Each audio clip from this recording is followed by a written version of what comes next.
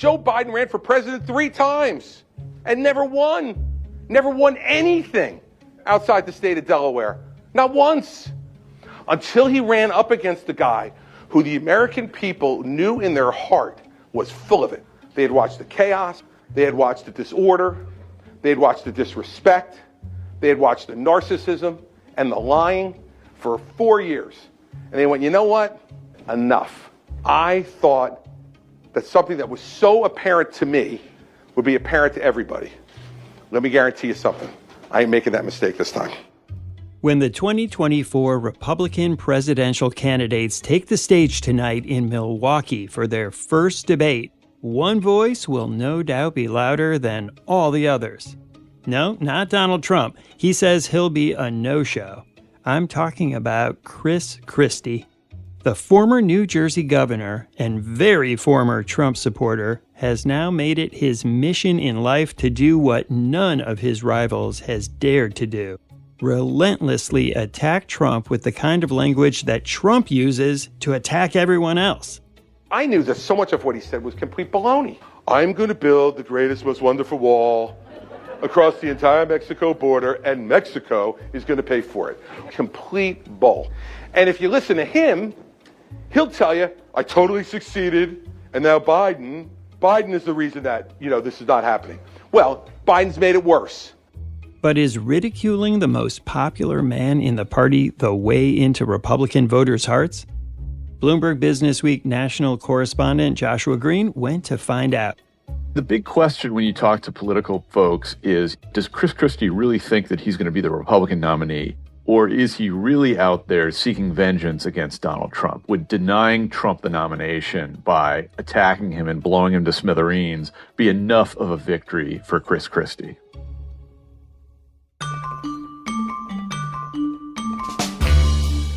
I'm Wes Kosova. Today on The Big Take, what does Chris Christie really want?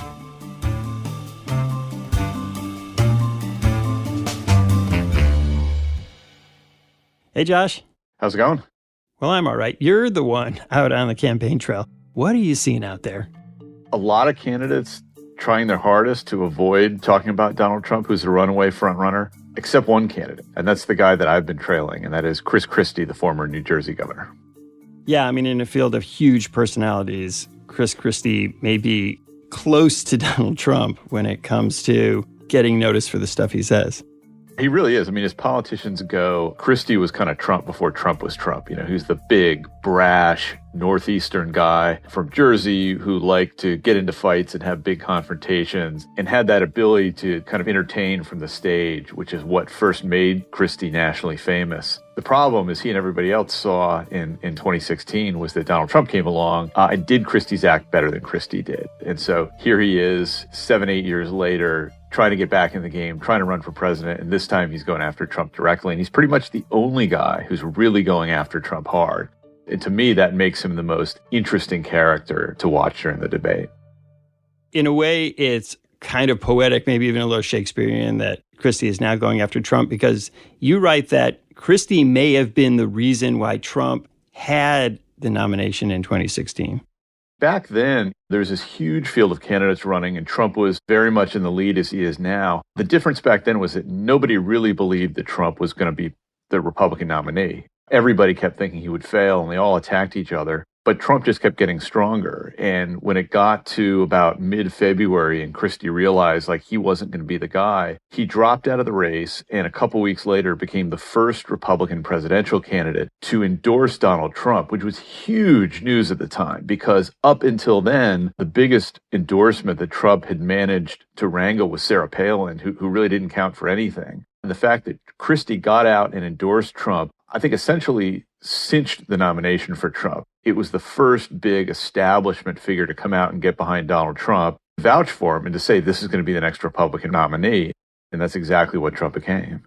And why did Christie endorse Trump? Because he wasn't a great fan of his. He did it because he wanted to be Trump's vice president. And jumping out early, becoming the first important endorsement is a big chit for a politician to have. And that got Christie onto Trump's VP shortlist. And why would Christie think that Trump would have picked him? Well, a couple of reasons. I mean, one, Trump didn't have any kind of a political background. And so he was going to need a serious VP that would reassure voters that the country wasn't going to go bananas. Christie was a guy who was, as we said, like Trump in a lot of ways. He was popular, he was moderate, and he really envisioned a sort of a Dick Cheney role for himself. Like, Donald Trump is obviously not going to spend his days working the levers of government and puzzling over legislative texts. So he would leave all the real work and all the real power to Chris Christie. That was Christie's view. And so he thought, well, if I can't be president, at least I can be the vice president and be the guy who's kind of secretly running the country behind the scenes. That was the idea going in.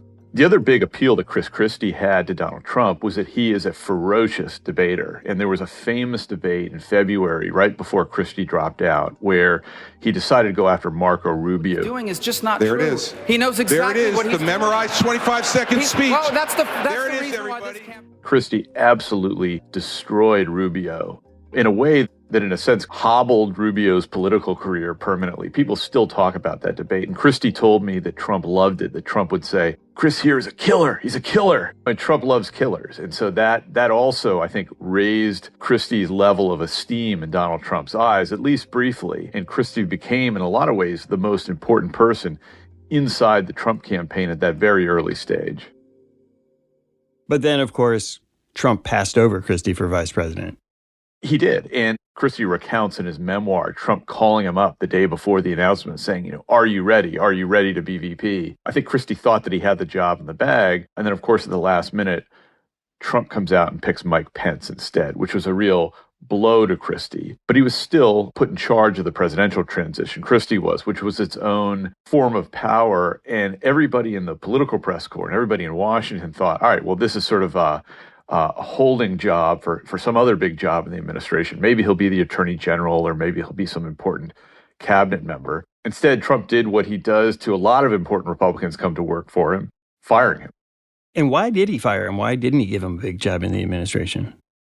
It's never quite clear with Trump. He sort of falls in love and out of love with people very quickly. But it was clear that the very tight-knit Trump campaign, which at the time was run by Steve Bannon, viewed Christie as an interloper and a phony and not a real MAGA guy, and took an intense disliking to him. I talked to Bannon for this profile, and he told me that they all viewed Christie as Piggy from Lord of the Flies, the kid that everybody turns on and dislikes. So now all these years later, Chris Christie is looking to balance the scales? Yeah, the big question when you talk to political folks is, does Chris Christie really think that he's going to be the Republican nominee? Or is he really out there seeking vengeance against Donald Trump? Would denying Trump the nomination by attacking him and blowing him to smithereens be enough of a victory for Chris Christie? And it seems like Republicans are not really buying what he's trying to sell. Well, Christie is such a fascinating candidate. Because on the one hand, polls show that there's absolutely a portion of the Republican Party that does not want Donald Trump to be their nominee. The problem for Christie is they don't want Christie to be the nominee either. So he's not popular with Trump fans, which doesn't come as a surprise because he spends most of his time attacking Trump. But he's also not popular with never-Trumpers. And so that's been the real problem weighing Christie down in the polls. Josh, you went out on the campaign trail and watched Christie at work. What is he actually saying when he's trying to convince voters to ditch Trump? When Christie goes to these events and these town halls, the message he's sending, like a clarion, is we cannot nominate Donald Trump again. We have to stop Donald Trump before it's too late. He's a completely self-centered, self-consumed, angry old man. And if he were ever to become president again, I'll take him at his word. He said, I am your retribution. Well, he's not our retribution. He will be his own retribution.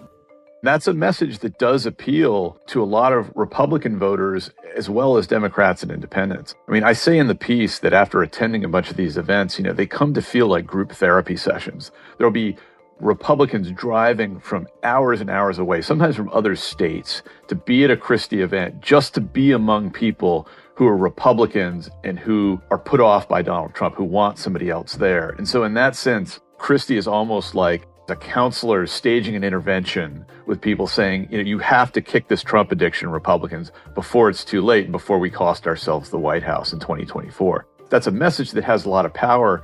The problem is it doesn't have the power to attract a majority of Republican primary voters. And in the end, that's what Chris Christie is going to have to do if he wants to become the Republican nominee. So what exactly is his pitch against Trump? What are his main complaints against the former president? When I was in South Carolina, for instance, Christie came out and just went right after Donald Trump. He said he's selfish. He's a serially bankrupted con man and is fully aware that he lost the 2020 election to Joe Biden, who doesn't care about you, fleeces donors to pay his legal bills. He's taking $10, $25, $50 from middle-class Americans across this country who believe in him, and he's putting it in his own pocket to pay his lawyers. It is disgraceful. It's beneath the office he asks for, and that alone should disqualify him from being our nominee in 2024. Christie's message is, this guy is using you, and if we nominate him again, Republicans are going to lose. They're going to lose the White House. They're probably going to lose Congress. This is the moment when Republicans have to muster all their courage and finally kick Donald Trump to the curb. That is what Christie is hoping will happen. After the break, why tonight's debate is so important for Christie.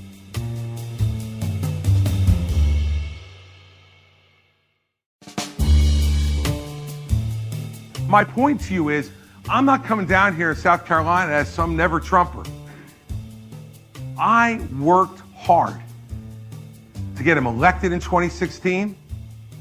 I worked hard every day to make him the best president he possibly could be for all of us and supported a lot of his policies. But he failed us. Josh, one of the funny things you write in your story is that a lot of the people who show up to see Chris Christie aren't Republicans at all. Yeah, I went down to a town hall that he had in Columbia, South Carolina, because I wanted to see Christie among, hardcore conservative South Carolinians. I figured there'd be hecklers there and a lot of MAGA people. And instead, the first guy in the door was a 68-year-old Democrat who'd driven 2.5 hours to see Christie because he said, I'm here because I don't like Trump's divisiveness, racism, and misogyny. And I want to see Chris Christie light him up. So he was almost there as a form of entertainment because it was exciting to him to see Christie tear this guy, Donald Trump, to shreds. In South Carolina, that's okay because Republicans have an open primary, which means that Democrats and independents can vote in it along with Republicans. That's an important crowd for Christie, and it's a reason why Christie is spending so much time in New Hampshire, which also allows Democrats and independents to vote in the Republican primary. The problem is that most Republican primary states are not like that. They're either closed primaries or caucuses, which means you've got to win with Republican voters. And that's a group that Christie performs very poorly with. Why is Christie struggling to attract attention? Obviously, from the core MAGA voters, they're always going to be with Trump. But he's a former governor. He's got political skills. He's a well-known figure. Why is he not registering?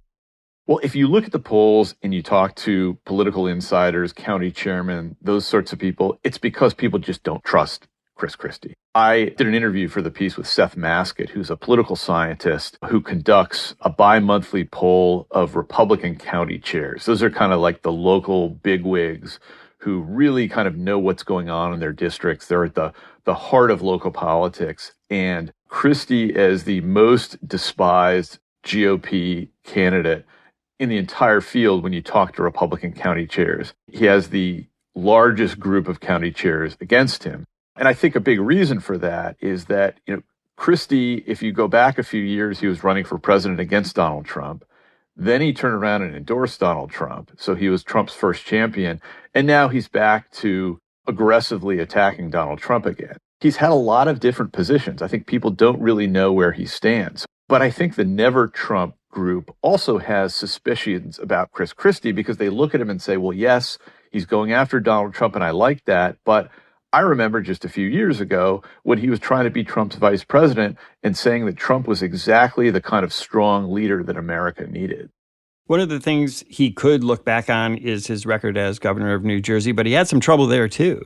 Yeah, he did. I mean, for most of his term, he was a very popular Republican governor in a largely Democratic state. But toward the end of his term, there was what was called the Bridgegate scandal. There was a political scandal where people in Christie's administration closed lanes on the George Washington Bridge between New York and New Jersey in order to punish a political rival. Christie has always claimed that he wasn't aware of it, but I think it sullied his political reputation going into the 2015-2016 Republican primaries. And then you couple that with the fact that Donald Trump came along, who was the shinier, more exciting object, and Christie never really took off, I think, in the way that he'd hoped to. Tonight, of course, is the first Republican debate, and you write that Christie really sees these debates as the most important forum for him, not only to get his message out, but to weaken Trump in a way that maybe people would start to see him as not inevitable. I think what Christie's really auditioning for, what he's really trying to get, what all these candidates are trying to get, is to emerge as the main Trump alternative. The guy who kind of climbs the greasy pole to become the main focus of Trump and to kind of go after Trump. That guy was Ron DeSantis, but DeSantis has performed so poorly and has just fallen further and further and further in the polls. The sense in the Republican field is that role is now wide open. Maybe DeSantis recovers, but I think we're going to see Christie go after DeSantis in a very aggressive way in order to make sure that he doesn't. And I think Christie's hope is that if voters see somebody who is a strong leader and powerful and aggressive, that they've been conditioned to kind of respond to that sort of thing after 8 years of Donald Trump, and that they'll gravitate to Christie as an alternative. That's the theory anyway. Trump is not going to be on the stage tonight unless he surprises everybody.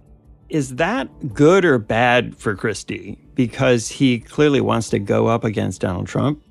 That is the fight that everybody wanted to see. I was talking to a well-known Republican strategist in New Hampshire named Dave Carney, who's run campaigns in the past, who said Trump versus Christie on a debate stage, if you made it a pay-per-view event, would raise like $2 billion. It would be like Ali versus Frazier. It's bad news for Christie that Trump is not going to show up, because what he really wants to do is go mano a mano with Trump. And you could see even in Christie's emails this week, he's out calling Trump a coward. There was an email I got, the subject line for Christie was, "Say it to my face, Trump." He's trying to turn this into like a kind of one-on-one slap fight between him and Trump, because he knows that if Trump were to take the bait, that would elevate Christie's candidacy in a way that he very much needs it to be. But Trump so far has shown fairly uncharacteristic discipline in refraining from getting into it with Christie. Why do you think he's not taking the bait, though? It's a good question, because I got to be honest, I really thought he would. I thought he wouldn't be able to stand listening to Christie belittle him. I mean, this is a guy who Trump had belittled. And he's out there every day just saying the meanest, nastiest things about Trump in person, on social media, and TV ads through his super PAC. I think there are two things going on with Trump. One, his advisors are showing him these polls and they're saying, listen, you've got a big lead. Why do you want to expose yourself to other people? The other thing is that Trump is in a great deal of legal jeopardy. He's going to be surrendering to authorities in Georgia where his latest indictment has taken place, and going out there and saying things off the cuff could potentially put him in even greater legal jeopardy. And so why take that risk? You mentioned that Christie's likely to go after Ron DeSantis. There's going to be a lot of other people up on that debate stage too. The former Vice President Mike Pence, former South Carolina Governor Nikki Haley, Senator Tim Scott. Where do they figure into this big mix on the stage?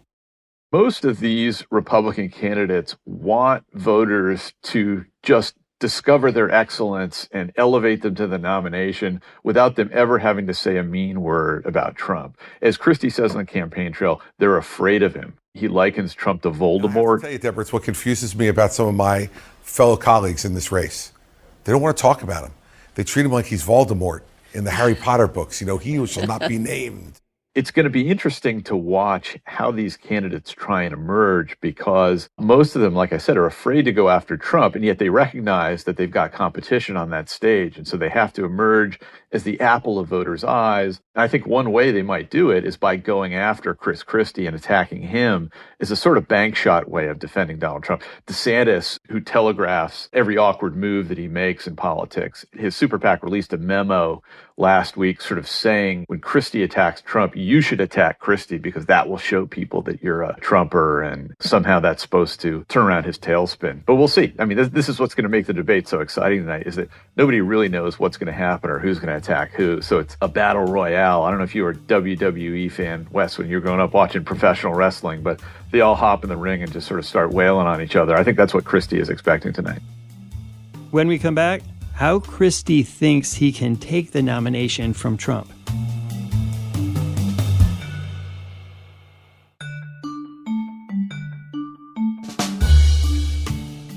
This is a contact sport. And the way I'm going to appeal to any voter in New Hampshire is to do what I just did and make the case I can make. If someone in here was a Trump voter 4 years ago, maybe this time they say, let me give this guy a shot. I don't have a specific strategy. I'm going to be myself. Josh, in your piece, you posed this central question. Does Christie really want to be president, or does he have some other goal? And where'd you come down after reporting this story? Christie's a smart guy. He's a veteran politician. He knows how to read a poll. And so I assume that he is fully aware that he's not doing real great right now. Maybe the debates, something crazy happens, but I think he's got to know that the chances of him winning the nomination are pretty low. And yet he's out there gleefully attacking Trump every day. I think what Christie is really after here is personal redemption. He had this wonderful reputation. He was the big guy in Republican politics back in 2012, 2013. Everybody thought he was going to be president. And instead he endorsed Trump.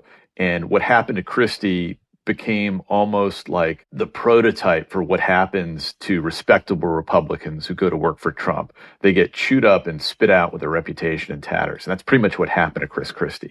If he goes out and manages to stop Donald Trump from winning the nomination, he will be a hero, not just Democrats, but to a lot of Republicans, too. There was a moment I talk about in my piece where we were at a town hall in South Carolina, and this elderly woman stands up and takes the microphone and turns to Christie and says, "When you cross the pearly gates, you will be rewarded for telling the truth about Donald Trump." And everyone sort of stood up and it was clapping and cheering, and Christie was just basking in their adulation.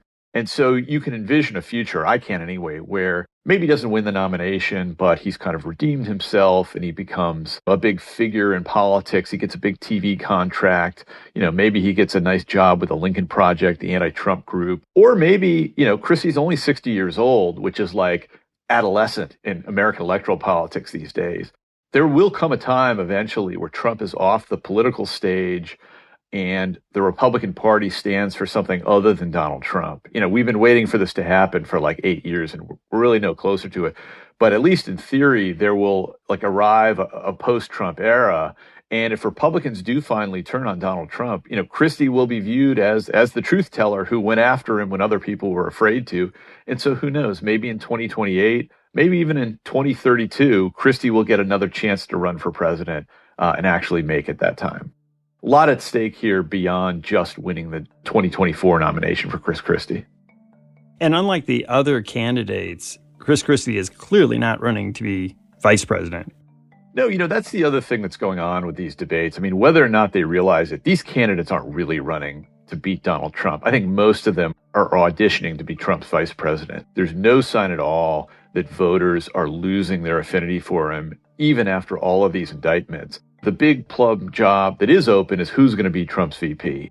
Obviously, the big exception to that is former Vice President Mike Pence, who is not going to be Trump's VP in 2024. And it's certainly not going to be Chris Christie, but it could be just about anybody else. And I think that's one reason why the other candidates like Scott and Haley and Vivek Ramaswamy are out there running but refusing to criticize Donald Trump, because I think they're hedging their bets and thinking, well, if Trump doesn't fall and I become nominee, at least I'd have the chance to be perhaps his VP. And if I were to become his VP, you would then be the future of the Republican Party. Why would any of these candidates want to be Trump's vice president? They're going to be standing on stage with the man who was, and they saw how it ended for him. Because they're politicians and they want power and attention. And the one thing we know for sure is that if Donald Trump does win re-election, he's only going to be serving one term. And so if you're VP and if you can walk that tightrope that Mike Pence tried to walk for 4 years and stay in the good graces of the party, then at least in theory, you are the heir to Trump's dynasty and the leading Republican for the nominee going into 2028. Josh, you asked Chris Christie what he wants out of this. Does he want to be president? Does he just want to bring down Donald Trump? What did he tell you? I asked a lot of Republican strategists if they saw a path to the nomination for Chris Christie, and I couldn't find one who did. But a number of people said they could see, given his political and debating talents, that maybe he'd be able to stop Donald Trump from becoming the nominee. And I asked Chris Christie when we sat down, would that be enough for you? Would that be a victory? And Christie just rejected the premise. He said he's not out there running to stop Donald Trump. He's running to become the Republican nominee and to become the president. And he said, listen, if I go out there and I wipe the floor with Donald Trump, voters are going to think, okay, he did that to Trump. What in God's name will he do to Joe Biden? That was what Christie told me. And the other thing he said, when you look back at history, the guy who kills the king usually becomes the king himself, not somebody else. Christie is at least claiming that if he's able to stop Donald Trump, voters will recognize that there's a new sheriff in town and nominate him to be a presidential candidate in 2024. But that's what I'm going to be watching for tonight in the debate and in the weeks ahead as Christie takes on Trump, hopefully one-on-one. Josh, great talking to you. Thanks for coming on the show. Always a pleasure. Thanks for listening to us here at The Big Take. It's a daily podcast from Bloomberg and iHeartRadio. For more shows from iHeartRadio, visit the iHeartRadio app, Apple Podcasts, or wherever you listen. And we'd love to hear from you. Email us questions or comments to bigtake@bloomberg.net. The supervising producer of The Big Take is Vicky Vergolina. Our senior producer is Catherine Fink. Our producers are Mo Barrow and Michael Falero. Hilda Garcia is our engineer. Our original music was composed by Leo Sidran. I'm Wes Kosova. We'll be back tomorrow with another Big Take.